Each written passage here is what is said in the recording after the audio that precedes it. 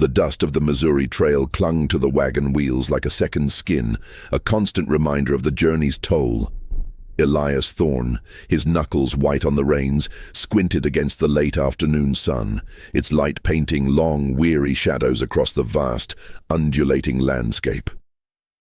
Beside him, Sarah, her face drawn but resolute, clutched their sleeping daughter, Lily, a fragile bundle against the harsh realities of their new life.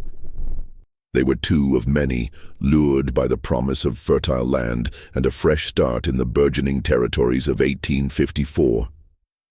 "Almost there, love," Elias murmured, his voice raspy from disuse and the dry air.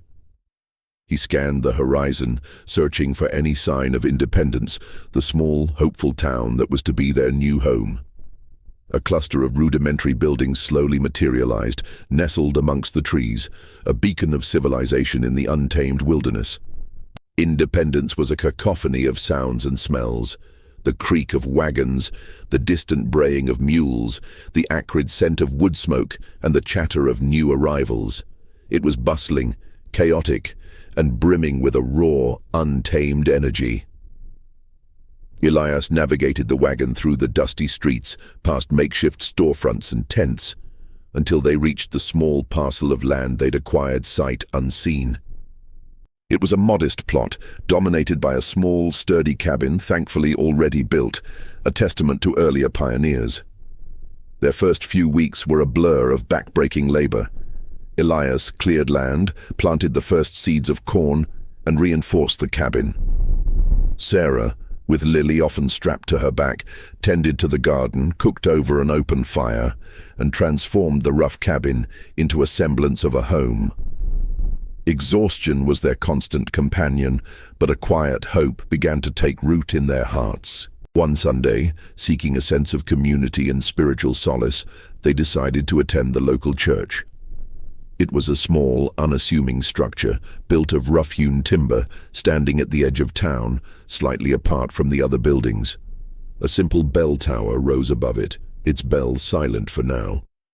As they approached, a curious detail caught Elias's eye. A small, meticulously crafted wooden box affixed to the wall just inside the entrance with a slot in its lid.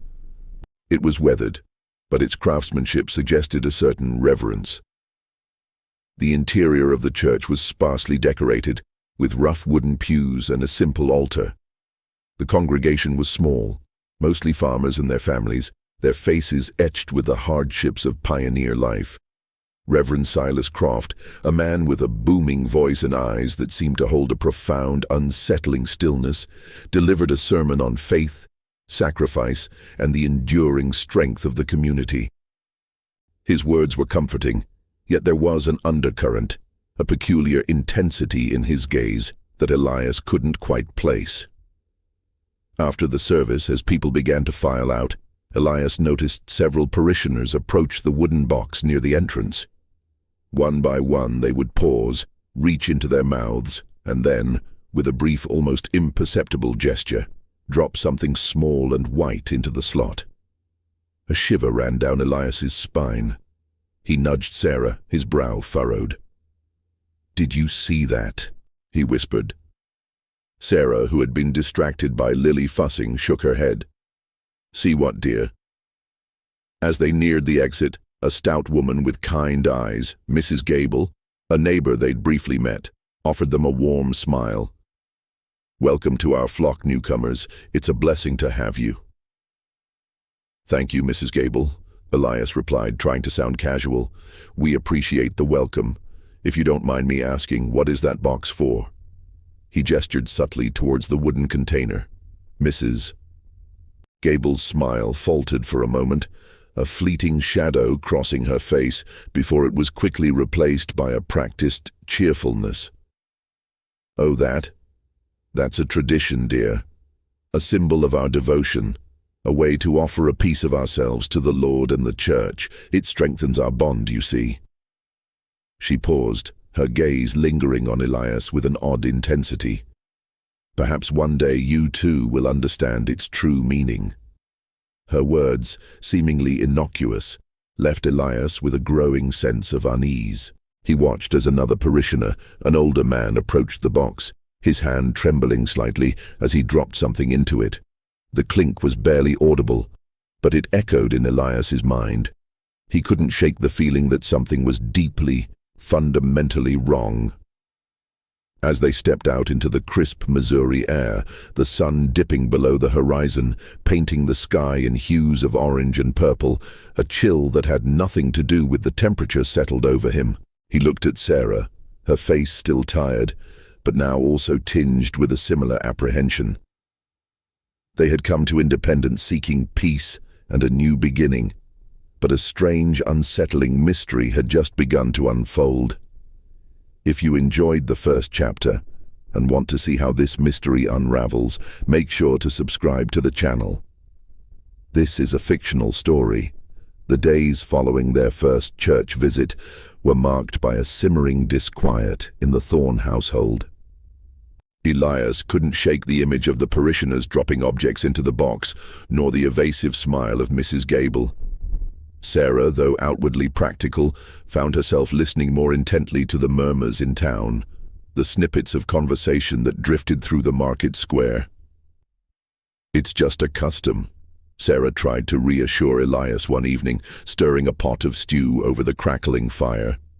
"Perhaps a symbolic offering of, well, something precious, like giving a coin, but more personal."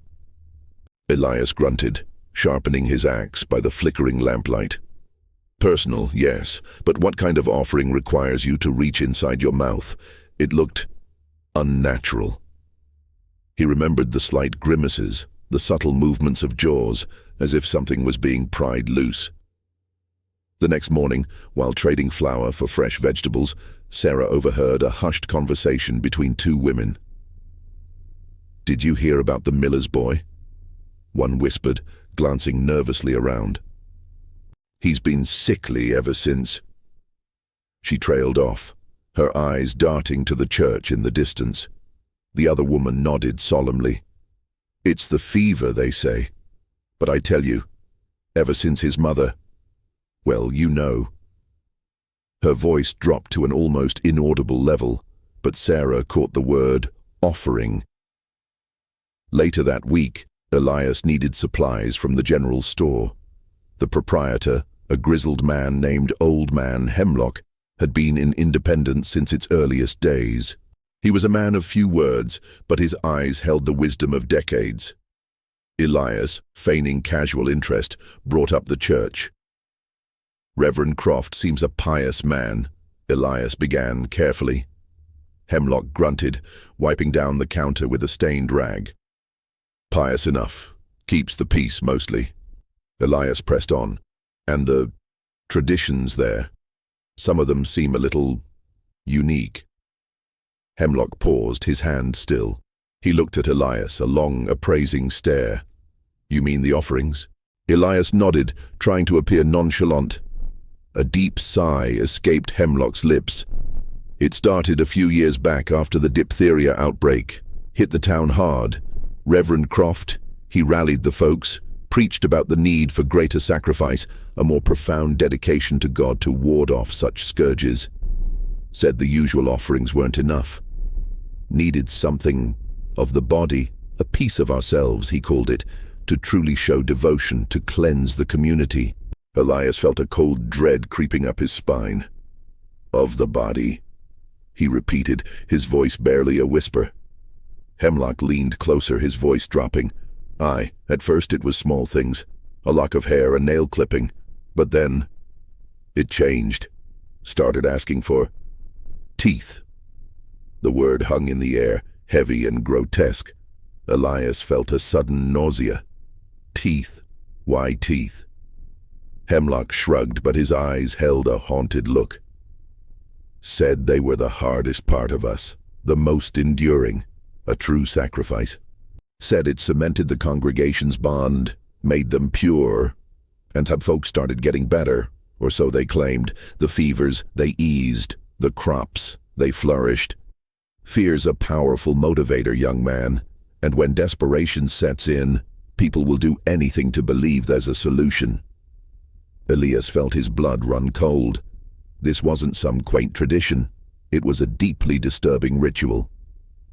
He thought of Lily, her innocent smile, her perfect little teeth. The thought of anyone, especially a child, being subjected to such a thing sent a surge of protectiveness through him. "Does everyone participate?" Elias asked, his voice tight. Hemlock looked away, busying himself with arranging a shelf of dried goods. "Most do. Some left, couldn't stomach it. But those who stay, they believe, or they pretend to.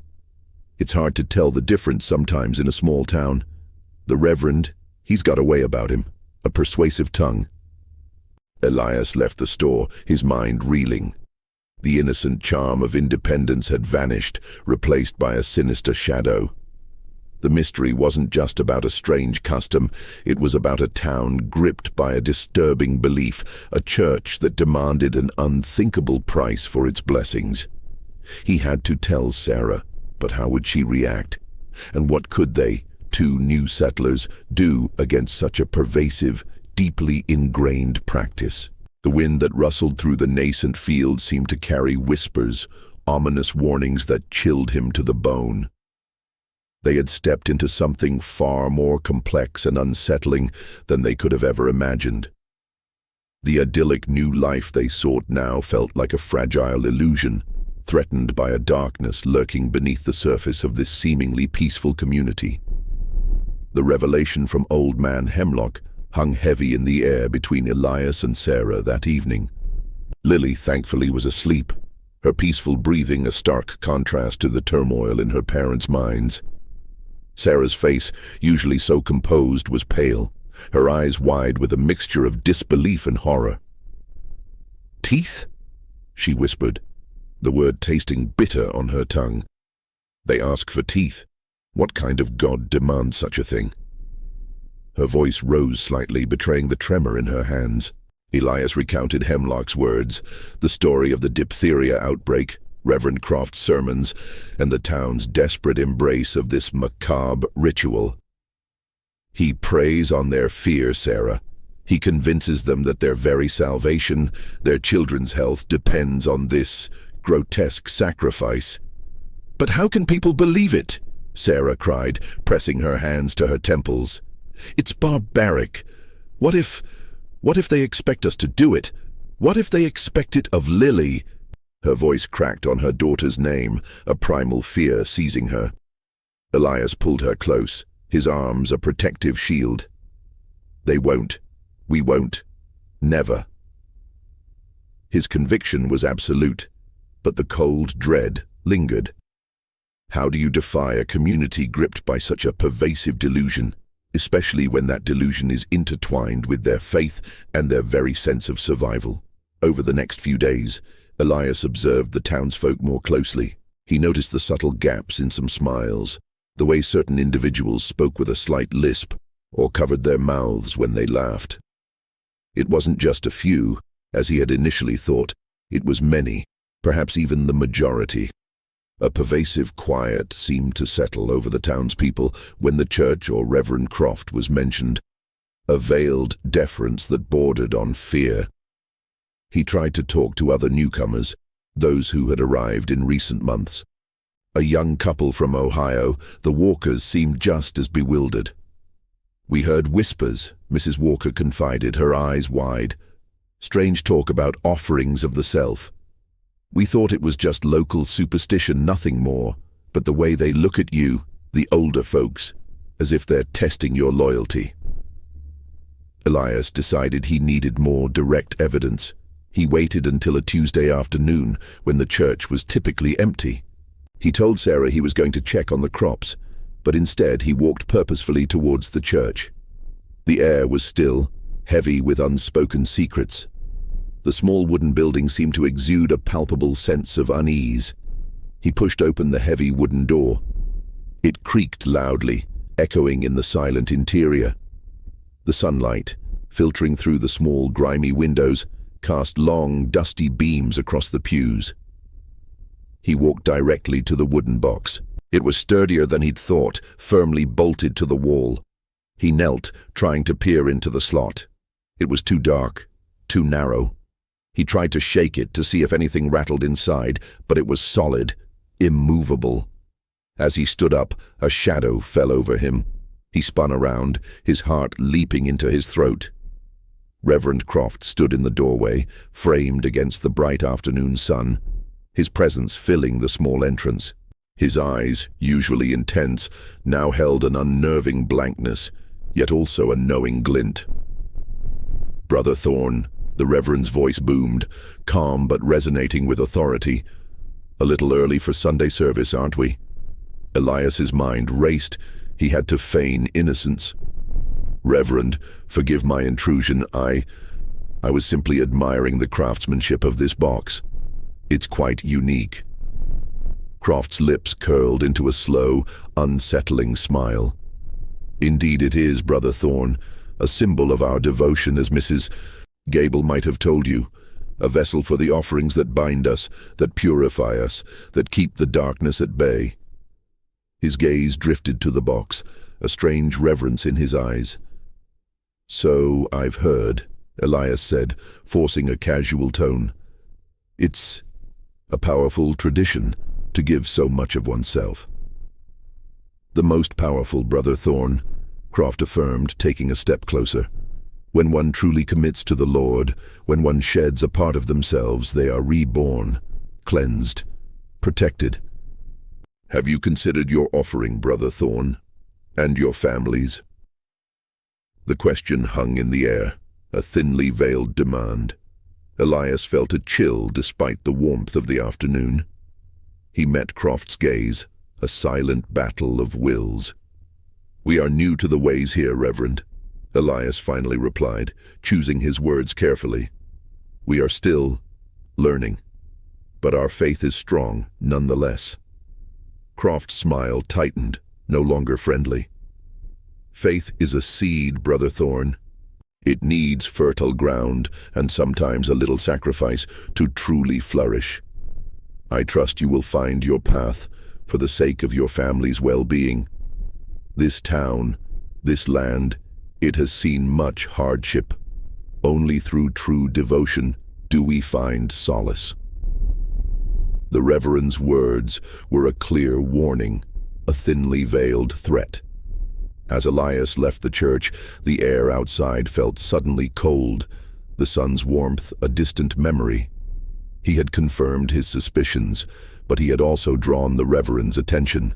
The gathering storm was upon them, and Elias knew they were now firmly in its path. How long could they resist before the tradition of independence demanded its price from them, and more terrifyingly, from Lily? The stakes had just been raised, and the sense of foreboding thickened with every step he took back towards his cabin.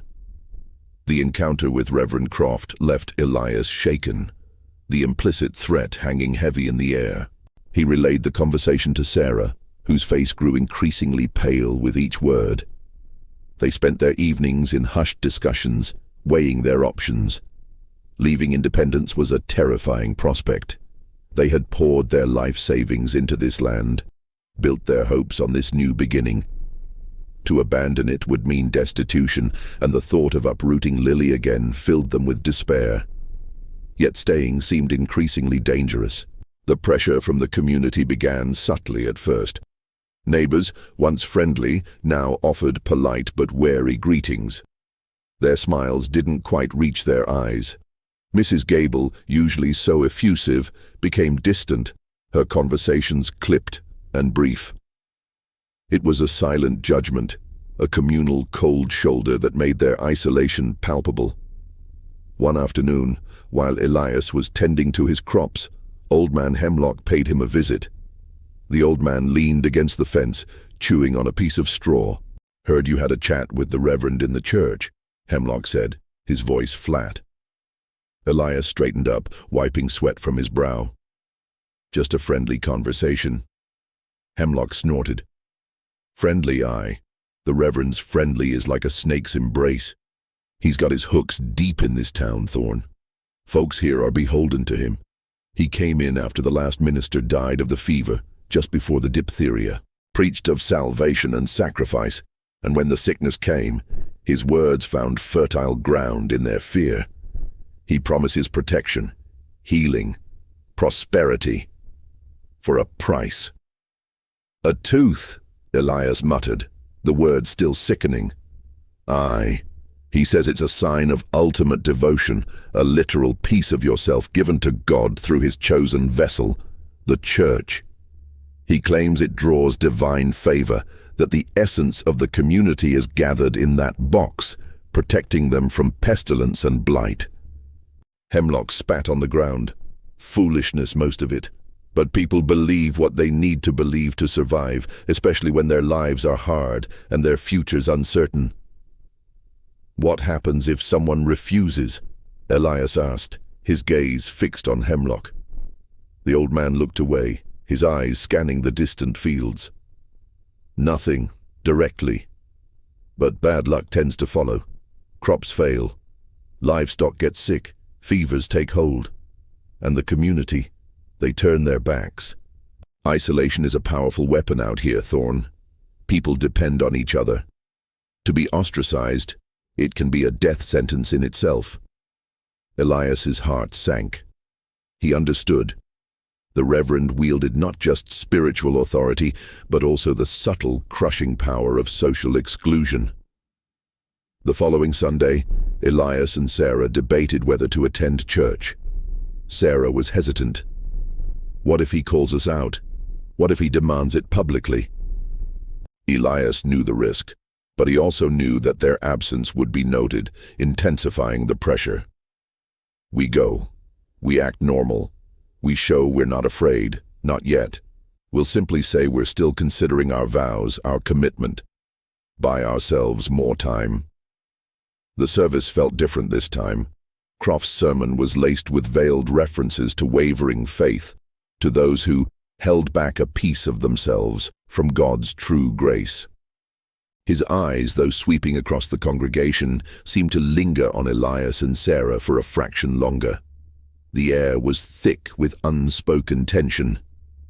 When the collection began, a different kind of tension emerged.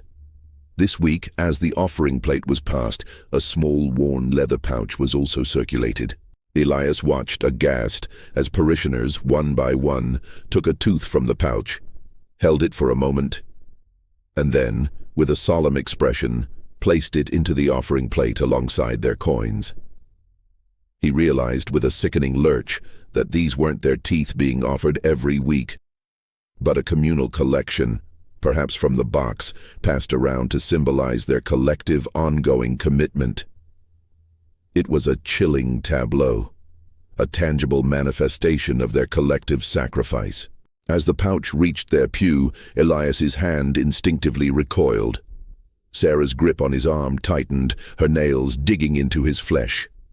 The parishioner holding the pouch, a stern-faced farmer named Mr. Abernathy, fixed them with an unblinking stare.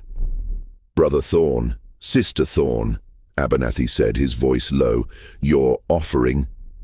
Elias swallowed, his throat suddenly dry. He remembered Hemlock's words. Isolation is a powerful weapon. He knew he couldn't refuse outright. Not yet. He reached into his pocket and placed a few coins onto the plate. Then his fingers brushed against the leather pouch. He looked at the teeth within, small, discolored, some with dark roots, others oddly pristine. He imagined them from human mouths, the chilling act of their extraction. His stomach churned. We are still new to this particular tradition, Brother Abernathy," Elias said, trying to keep his voice steady. "We are still seeking clarity on how best to honor this sacrifice." Abernathy's eyes narrowed. He said nothing, simply held the pouch out for a moment longer, a silent challenge. The silence stretched, heavy and oppressive.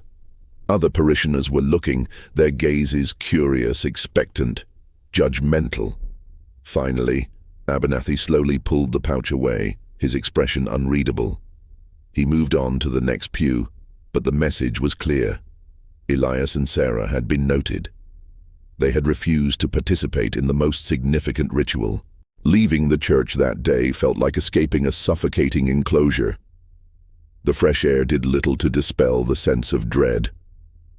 The pressure had intensified, a palpable weight on their shoulders.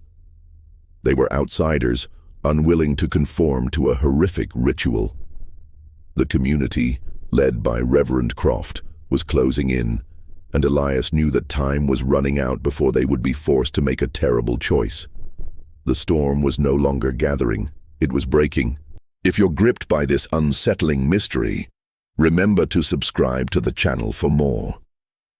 This is a fictional story. The days that followed were a torment of anxiety for Elias and Sarah. The communal cold shoulder they received became more pronounced. Tradesmen in town seemed less eager to serve them, conversations ceased abruptly when they approached, and the children of other settlers were quietly forbidden from playing near Lily. They were slowly being ostracized, the silent threat of isolation tightening its grip. Elias knew they couldn't endure this indefinitely. They needed to understand the truth behind the offerings and, more importantly, find a way to discredit the Reverend and his sinister hold on the town. His mind kept returning to the wooden box, to the idea that the teeth held within it were the key.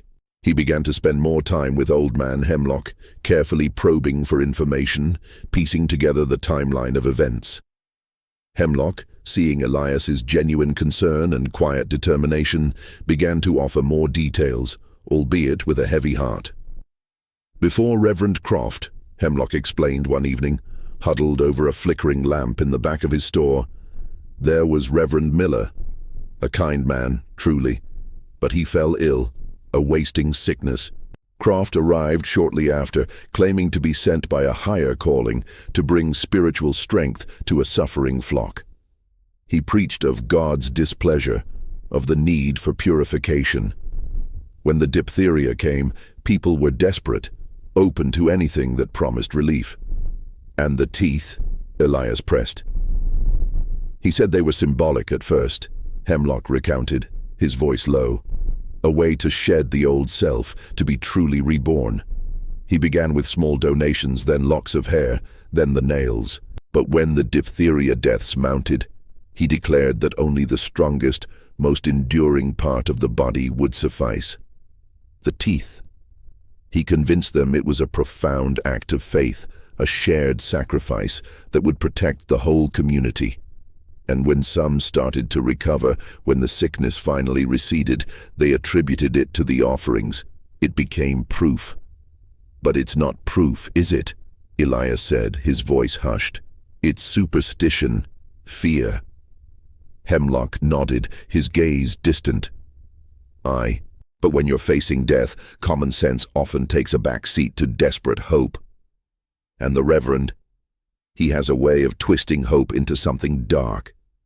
He collects them, you see, keeps them. Says they hold the collective spiritual essence of the congregation. A reservoir of faith, he calls it.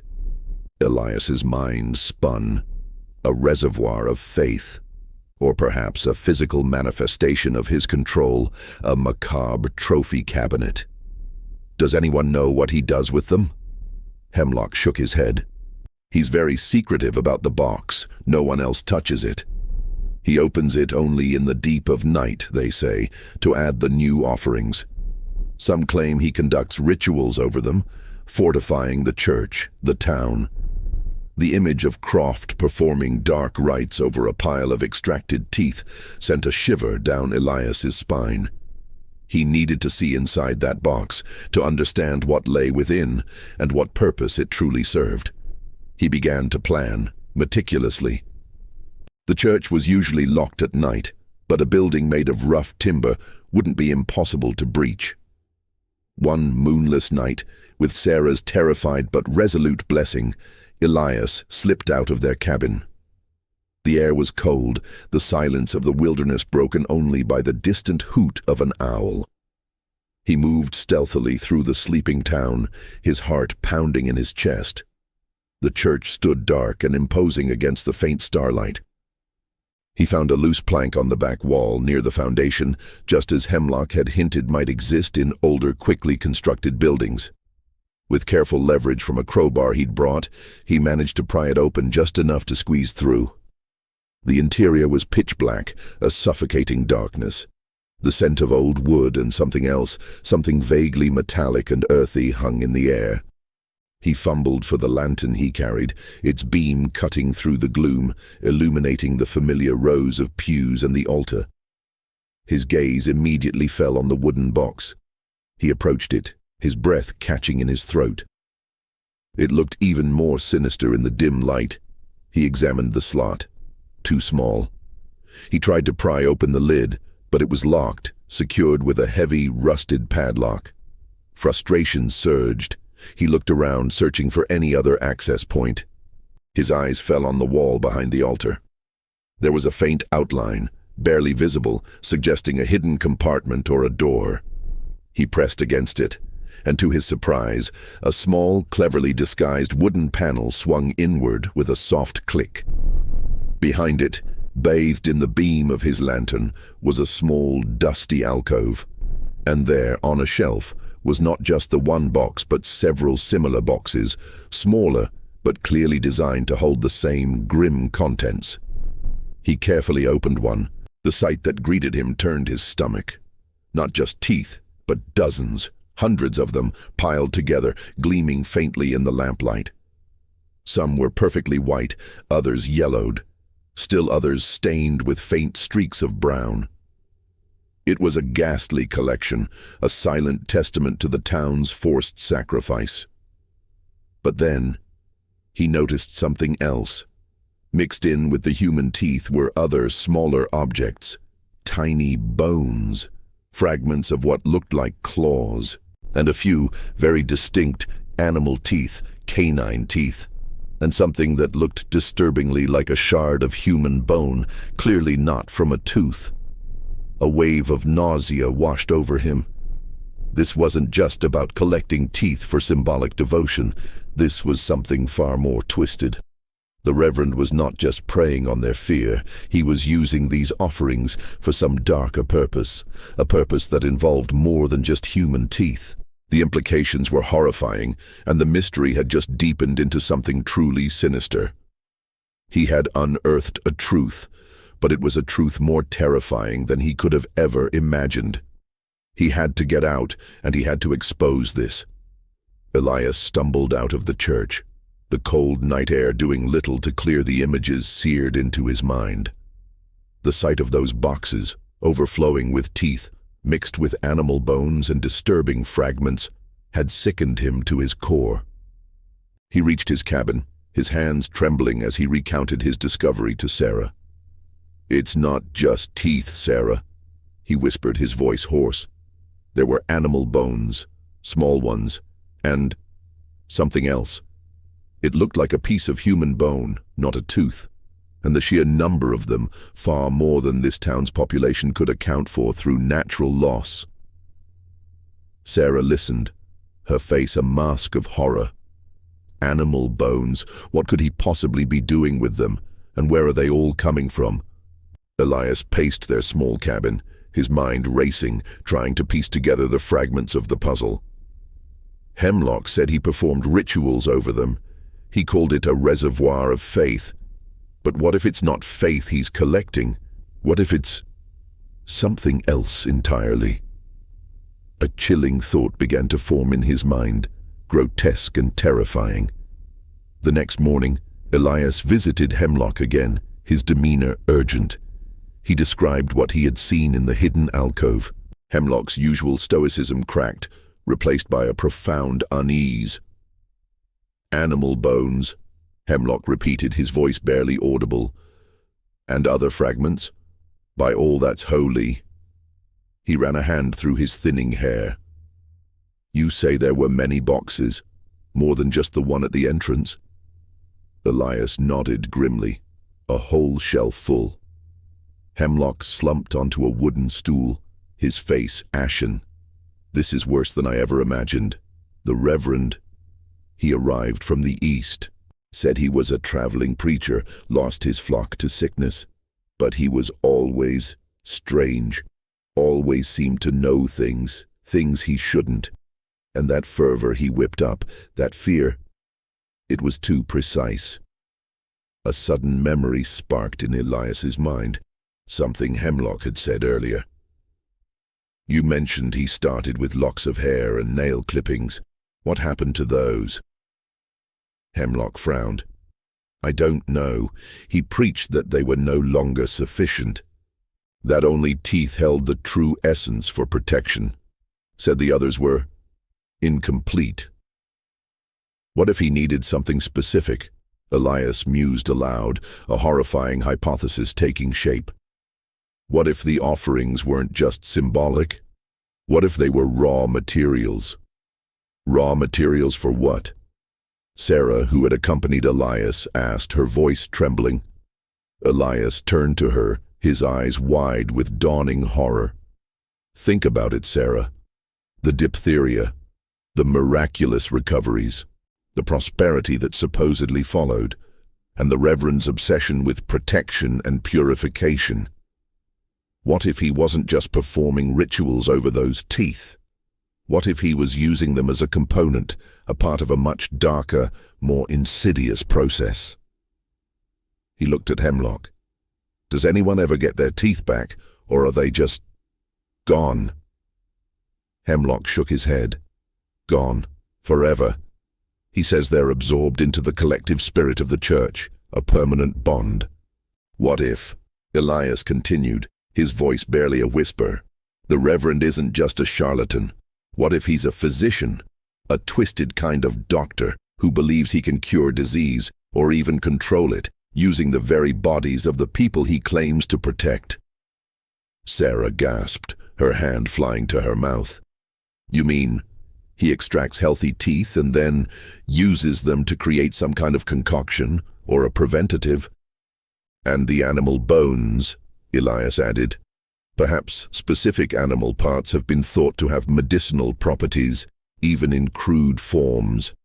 And the human bone fragments, maybe from those who died, secretly taken to understand the disease, or to incorporate into a cure for the living." Hemlock, who had been listening with increasing horror, slowly pushed himself up. There were stories, after the diphtheria, whispers of how Croft seemed to know precisely who would get sick next and who would recover. He'd visit homes, offer special prayers, administer what he called blessed tinctures to the gravely ill, and sometimes they'd get better. But sometimes they wouldn't, and those who didn't, he was always the first to pronounce them unworthy of God's grace.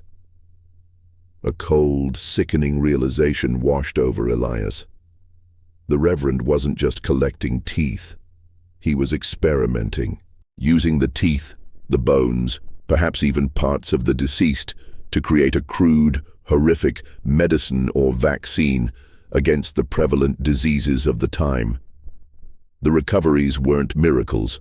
They were likely the result of primitive, perhaps even dangerous concoctions, or simply the natural course of the illness. And the offerings were his grotesque research material. The idea was horrifying in its audacity and its depravity. Reverend Croft wasn't just a religious fanatic. He was a deluded, dangerous man, playing God with the lives of his flock, using their deepest fears to exploit their bodies for his twisted experiments. He saw the community not as souls to save, but as a living laboratory, and their teeth as the key to his abominable work. "We have to expose him," Elias said, his voice hard with resolve.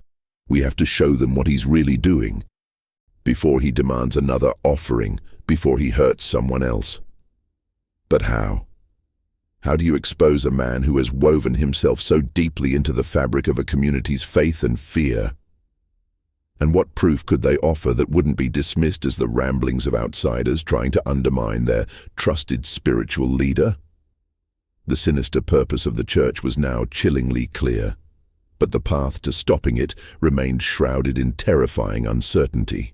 Armed with this terrifying new understanding, Elias and Sarah knew their next steps had to be strategic. Directly confronting Reverend Croft would be suicidal. He commanded too much influence, and the townspeople, steeped in fear and desperate hope, would likely turn on the Thornes rather than question their beloved reverend. They needed to plant seeds of doubt, to gently pry open the eyes of the community. Their first target was Old Man Hemlock. He was already skeptical, and his long history in independence lent him a certain quiet authority. Elias explained his theory about Croft being a twisted physician, using the offerings for his horrific experiments. He described the animal bones, the human bone fragments, the sheer quantity of teeth that defied natural explanation. Hemlock listened, his face a grim mask. "A doctor, you say? A man of science but perverted by some dark ambition?" He shook his head slowly. "It makes a chilling kind of sense. He did always seem more interested in the physical ailments than the spiritual ones, despite all his preaching. He likely arrived with some rudimentary knowledge of medicine, perhaps even trained as an apothecary," Elias suggested. Then, when he saw the vulnerability of these isolated communities, he twisted that knowledge for control. He offers hope in the face of death and demands their bodies as payment. "But how to prove it?" Hemlock mused, rubbing his chin. "They believe him. They've seen what they perceive as miracles. We need to find someone else, someone influential who might also harbor doubts," Sarah interjected, her voice firm. "Someone who values logic over blind faith, or who has perhaps lost someone despite the offerings." They thought of Mr. Peterson, the carpenter, a quiet but intelligent man whose daughter had recently succumbed to a fever, despite her family having been staunch supporters of the church and its traditions for years. His grief, Elias reasoned, might have opened his mind to questioning. The next day, Elias visited Peterson's workshop. The air was thick with the scent of sawdust and fresh-cut timber. Peterson, a burly man with sorrow etched on his face, was meticulously carving a new headboard for a bed. "Mr. Peterson," Elias began, his voice soft, "I am deeply sorry for your loss. Your daughter, she was a sweet child." Peterson nodded, his eyes distant. "Thank you, Mr. Thorne. It's been hard. We prayed. We made our offerings. We did everything the Reverend asked. But it wasn't enough." His voice was flat, devoid of the usual pioneer resilience. "It often isn't," Elias agreed, choosing his words carefully. "Sometimes, Mr. Peterson, when tragedy strikes, we look for answers where there are none, and we find comfort in promises that cannot be kept." He paused, letting the words sink in. "Have you ever wondered about the Reverend's blessings? His special tinctures?" Peterson looked up, his eyes narrowing slightly. "He offered them, said they were consecrated, made potent by the collective faith." "And did you ever question what was truly in them?" Elias pressed gently. "Or why he asked for such unusual sacrifices from the congregation?" Peterson hesitated. I didn't. We trusted him. He seemed to know so much about sickness, about what could help." A flicker of suspicion crossed his face. "Why do you ask, Mr. Thorne?" Elias leaned closer, lowering his voice. "Because, Mr. Peterson, I believe Reverend Croft is not what he seems. I believe he is a man using the fear of illness to conduct a horrific experiment, using the very bodies of this community as his raw material." Peterson's eyes widened, a mixture of shock and outrage dawning. "What are you saying?" Elias recounted his discoveries in the church, the hidden alcove, the multitude of boxes, the animal bones, the human fragments. He explained his theory about Croft being a misguided or malevolent physician, using these offerings for perverse research, perhaps trying to concoct cures or preventative measures against diseases like diphtheria, but doing so without any true medical ethics, preying on the vulnerable. Peterson listened in stunned silence, his hands slowly clenching into fists. The grief in his eyes transformed into something colder, a simmering anger. "My daughter. You think he used her for this?" His voice was a raw whisper. "I believe he uses everyone, Mr. Peterson," Elias said.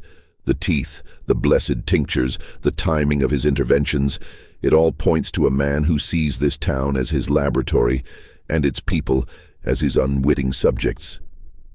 Peterson stood up slowly, his eyes fixed on some distant point.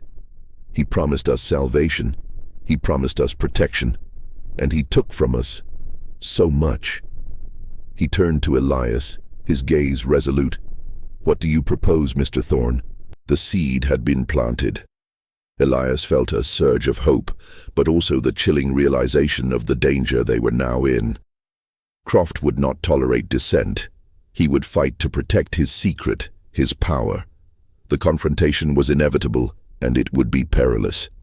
If you're on the edge of your seat, don't forget to subscribe to the channel and hit that notification bell. This is a fictional story. With Peterson now on their side, Elias and Sarah felt a renewed sense of purpose, but also a heightened awareness of the risks. Peterson, fueled by a simmering rage over his daughter's death and the Reverend's deception, proved to be an invaluable ally. He was respected in the community, and his quiet doubts, once ignited, would be harder for Croft to dismiss. Their strategy was to gather irrefutable proof, something beyond mere accusation. Elias explained that they needed to find a way to analyze the contents of the Reverend's tinctures, and if possible, expose the true nature of the tooth collection to the wider community. "If we can get a sample of what he gives them," Peterson suggested, his eyes gleaming with grim determination, "and show them it's not blessed water but something unnatural, it might break his hold." But getting a sample of Croft's tinctures would be difficult. He administered them personally, often during private blessing sessions for the sick or those seeking extra protection. "We need a distraction," Sarah proposed. "Something big enough to draw him away from his laboratory. And then we need access to those other boxes." They considered their options. The town's annual harvest festival was approaching, a major event that would bring everyone together, including the Reverend, for a full day of community celebration. It would be their best chance. Meanwhile, Elias and Peterson discreetly started talking to other townspeople, carefully dropping hints, asking seemingly innocent questions that encouraged people to look beyond the Reverend's charismatic facade. They spoke of the unusual frequency of the offerings, the increasing number of subtle gaps in smiles, and the occasional lingering illnesses despite the blessings. They leveraged Peterson's grief over his daughter, using his personal tragedy to underscore the limits of Croft's supposed powers. "My Martha was a true believer," Peterson would say, his voice heavy with sorrow. "She gave her offerings, followed the Reverend's every word. Yet the fever took her just the same. Perhaps our faith was misplaced in the vessel, and not in God himself." These quiet conversations, coupled with the continued social ostracization of the Thornes, began to create a subtle ripple of unease.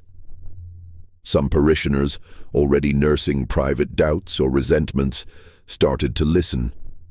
Old Man Hemlock provided crucial local gossip, informing them of who might be receptive to their message and who were too deeply entrenched in Croft's influence.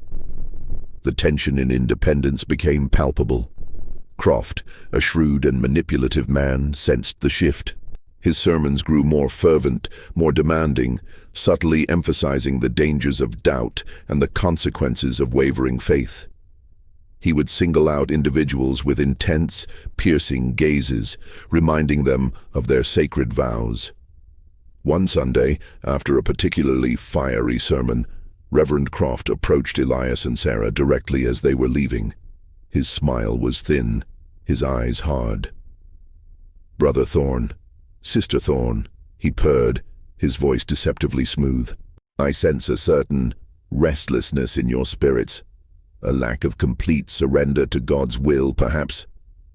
Elias met his gaze, refusing to flinch. "We are committed to our faith, Reverend. We merely seek understanding in all things." Croft chuckled, a dry, humorless sound. "Understanding often comes with submission, Brother Thorne. True faith is not questioned, it is embraced. The blessings of this church, of this community, are for those who fully participate. Those who hold back, they find themselves adrift, unprotected." His gaze flickered to Lily, who was clutching Sarah's hand, a silent, chilling warning. Sarah instinctively tightened her grip on Lily. "Our daughter's well-being is our utmost concern, Reverend." "As it should be," Croft said, his eyes still on Lily. "And as her shepherd, it is my concern as well. I would hate to see any harm come to such an innocent lamb due to the recalcitrance of her parents." The veiled threat was clear, unmistakable. Elias felt a surge of cold fury. This man was not just exploiting fear, he was actively threatening their child. The confrontation, previously a strategic necessity, now became a deeply personal crusade. They had to stop him, not just for the town, but for Lily. The harvest festival loomed just a few days away. It would be their moment. Elias, Sarah, and Peterson finalized their plan. While the Reverend was occupied with the festival's opening ceremonies, Elias would once again breach the church, this time with Peterson by his side. They would focus on gathering irrefutable evidence from the hidden alcove, not just more confirmation of the teeth, but hopefully something from the tinctures or any papers that hinted at Croft's true intentions. Sarah, meanwhile, would discreetly spread the word, ensuring that enough people would be prepared to listen when the truth finally came out. The air in Independence was thick with anticipation for the festival, but for the Thornes, it was a heavy cloak of dread and determination. The final confrontation was drawing near, and they knew it would be a battle for the very soul of the town and for their own lives.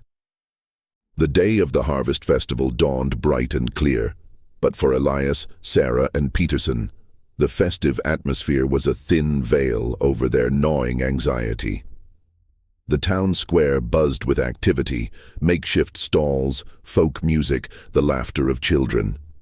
Reverend Croft, impeccably dressed, moved through the crowd, his smile wide, his presence commanding, basking in the adulation of his flock. As the Reverend prepared to give his opening blessing, a long-winded affair that promised to keep him occupied, Elias and Peterson slipped away. They moved with practiced stealth through the periphery of the town towards the church.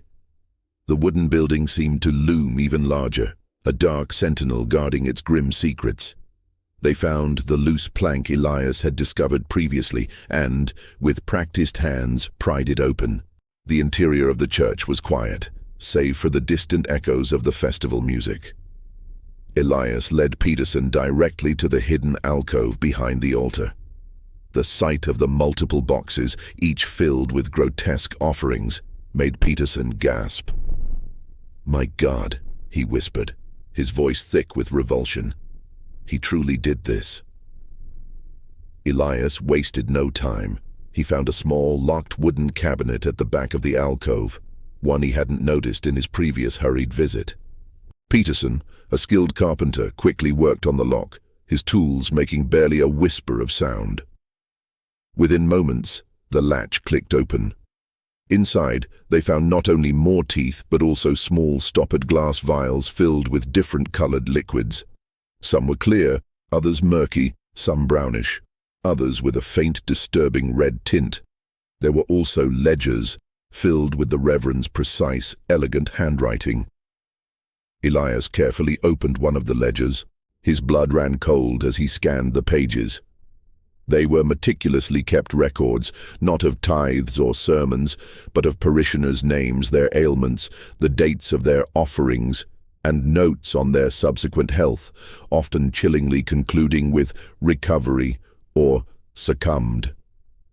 Next to some names, there were even notations of specific tinctures administered, and chillingly, details about what offerings had been made.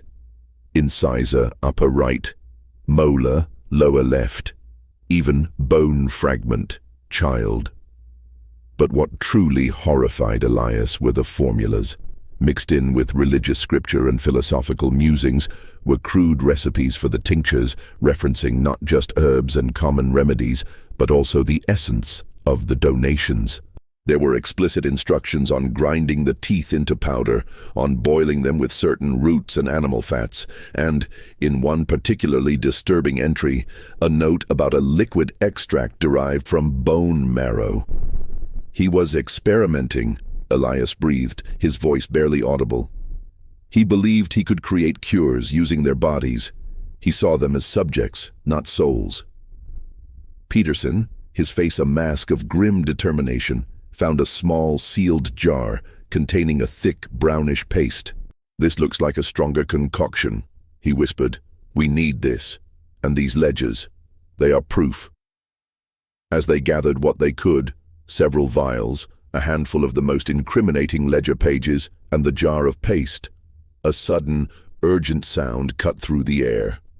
The distinct peal of the church bell ringing erratically, not for a service, but as an alarm. "Someone saw us," Peterson muttered, his eyes wide. They scrambled out the back, replacing the plank as best they could. They could hear shouts in the distance, growing closer. The festival had been interrupted. Croft had been alerted. They ran, cutting through the dense woods that bordered the town, hoping to evade immediate pursuit. They reached their cabin, breathless and disheveled. Sarah met them at the door, her face etched with fear. "What happened?" she cried. "We have the proof," Elias panted, holding up the vials and ledgers. "But he knows. He knows we were in there." No sooner had he spoken than the sounds of an approaching mob reached their ears. Torches flickered through the trees, angry shouts rising in the twilight. "Thorne! Peterson! We know what you've done! Blasphemers! Destroyers of faith!" Reverend Croft's voice, amplified by his fury, cut through the din. "They have defiled our sacred house. They seek to undermine God's work. They threaten our very protection. Do not let them escape justice." Elias peered through the window. The townspeople, led by a raging Croft, were a formidable force, their faces contorted by fear and blind loyalty. They were trapped. The reckoning had come, but not as they had planned. It was no longer about quietly planting seeds of doubt. It was about survival and exposing the truth before the mob, inflamed by Croft's manipulative words, consumed them entirely. The final, terrifying confrontation was upon them, and the fate of independence and their own lives hung precariously in the balance. The cabin door shuddered under the blows of the mob. Reverend Croft's voice, now a guttural roar, incited the crowd to violence. "They are devils. They would steal your salvation. Burn them out."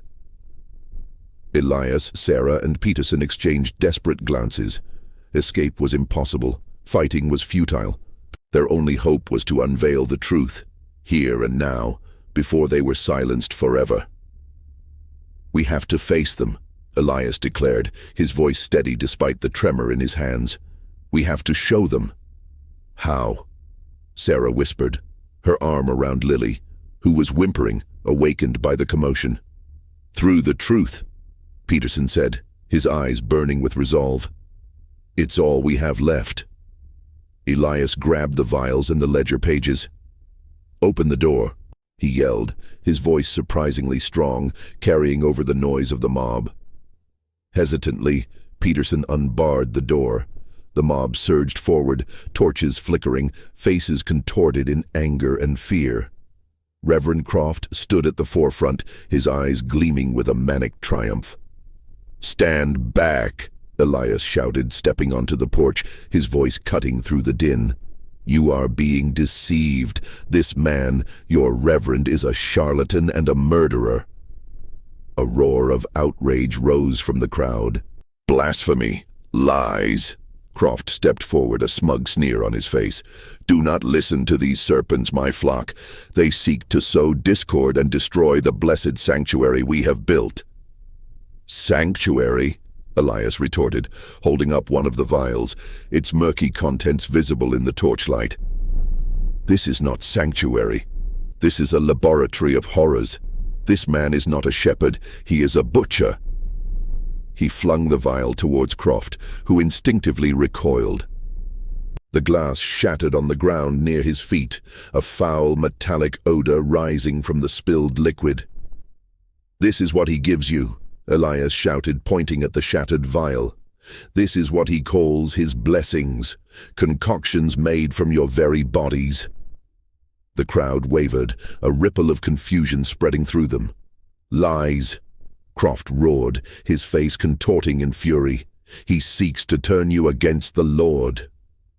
"The Lord does not demand such a price," Sarah cried, stepping forward, Lily clutched to her chest. "The Lord does not ask you to sacrifice your children's teeth, your very essence, for his twisted experiments." Elias then held up the ledger pages. "I have proof, his own meticulous records of his abominable work. He documents every tooth, every bone fragment, every so-called cure. He keeps track of who recovered and who died, treating you like mere specimens in his grotesque research." He began to read from a page, his voice trembling with righteous indignation. "Patient, Millicent Gable, age 5, offering, primary molar, lower left. Administered, tincture of mandible and root. Outcome, deceased." A gasp rippled through the crowd. Mrs. Gable, standing near the front, let out a choked sob. Millicent had been her daughter, a child who had succumbed to a fever despite her fervent faith and her family's complete adherence to Croft's demands. Elias continued, reading another entry and another, each one more damning than the last, detailing the grim inventory of harvested teeth, the crude, horrifying formulas, and the often tragic outcomes. The murmurs grew louder, turning into whispers of horror and disbelief. The anger in the crowd began to shift, slowly, menacingly, from Elias and Sarah to Reverend Croft. Croft, seeing his control slipping, desperate to regain authority, lunged forward, aiming a wild swing at Elias. "Blasphemer! I will silence you!" But Peterson, quick as a cat despite his size, stepped between them, catching Croft's arm. "No more, Reverend. Your lies are over." Other townspeople, those whose doubts had been simmering, whose losses had felt inexplicable, began to stir. Mr. Peterson's voice, usually quiet, now boomed with a raw, authoritative grief. "He promised us salvation and gave us death. He took our children, our loved ones, and used their very bodies for his unnatural schemes." The realization dawned on the crowd, a collective horror. The image of the kindly reverend, the spiritual guide, shattered, replaced by the chilling visage of a madman, a charlatan who exploited their fears for a perverse, scientific ambition. The teeth, once symbols of devotion, now became gruesome monuments to their exploitation. A collective roar erupted from the mob, but this time it was directed at Croft. The torches, once aimed at the Thorne cabin, now converged on the Reverend.